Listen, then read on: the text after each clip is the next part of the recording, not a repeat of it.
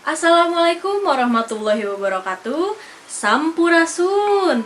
Tepangkeun wasta Ibu Melinda Oktaviana Sutresna.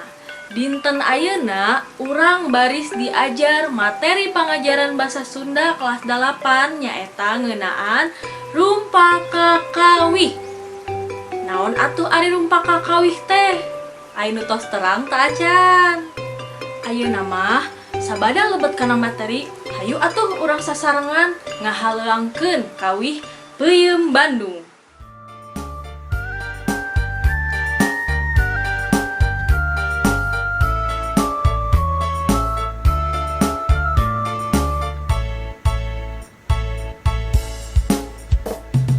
Di mana-mana, di kampung, di kota, tos kakoncara ku nikmat rasana.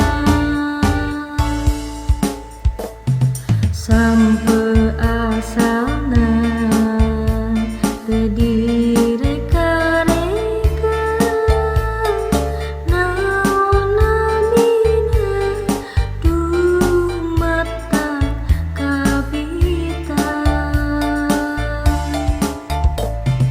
Peuyeum Bandung kamasur, pangaosna teuhur, ku sadaya kakeun sepuh jeung urang kali.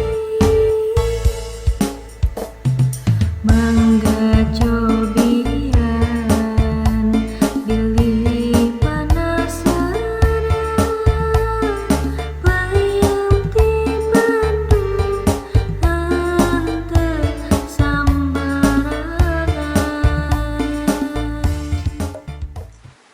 Sanggeus hideuk ngahaleungkeun kawih Peuyeum Bandung, saha anu tos terang naon anu dimaksud rumpaka kawih.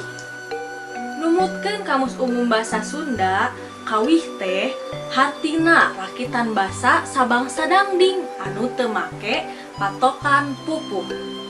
Rumpaka kawih teh diwangun ku dua unsur, nyaeta rumpaka jeung kawih.